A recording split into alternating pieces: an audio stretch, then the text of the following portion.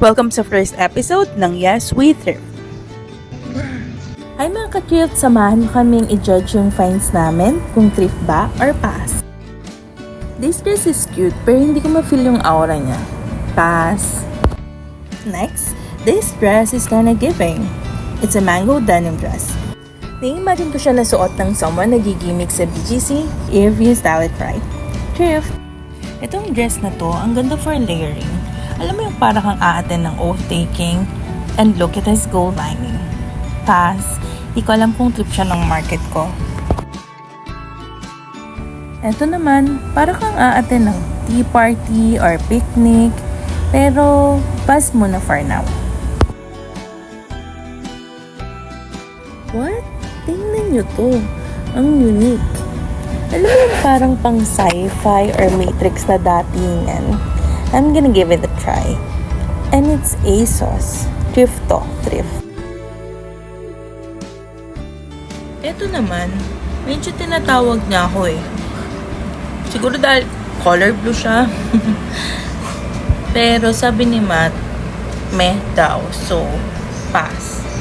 Okay, so wala nang music. Nakapagsalita na rin. Tingnan mo ito. Should I consider this? Ganda. XL. New cam. May simple ko. Oh my God. Uwi sa buhay talaga. Nakakaliray-rit. Oh, ganda mo. Ang ganda ng quality nito. Number 6. Look at this. Grabe. Cool talaga siya. Hindi lang siya basta dress. Look at the details.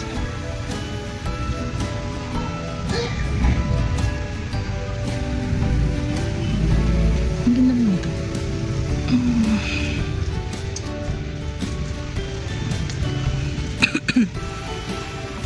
Ayan. Air Max 2090. Wow.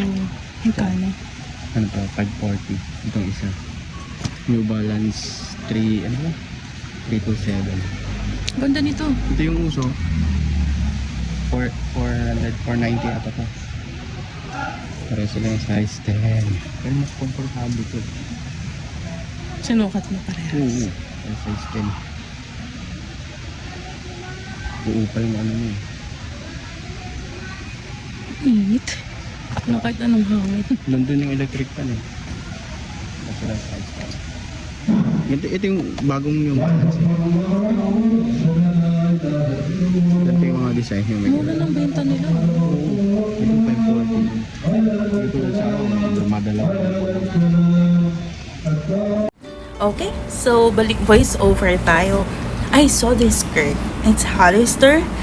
Tapos, I'm a sucker for anything patchwork. Sobrang ganda nito.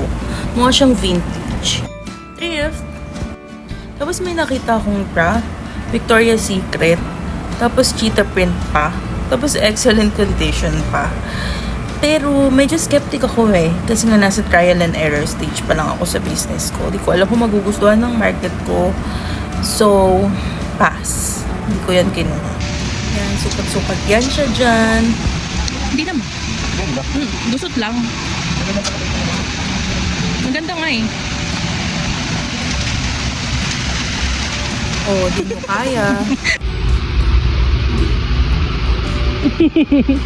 Tapos kasama mo ako, ganun.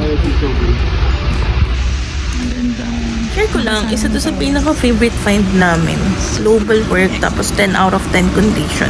Ako, layo mo sa akin to. Layo mo yun sa akin. Ang ganda ng kulay.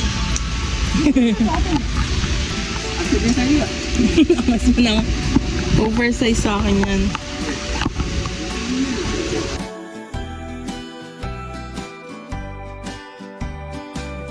A staple piece, plain black skirt. Thrift.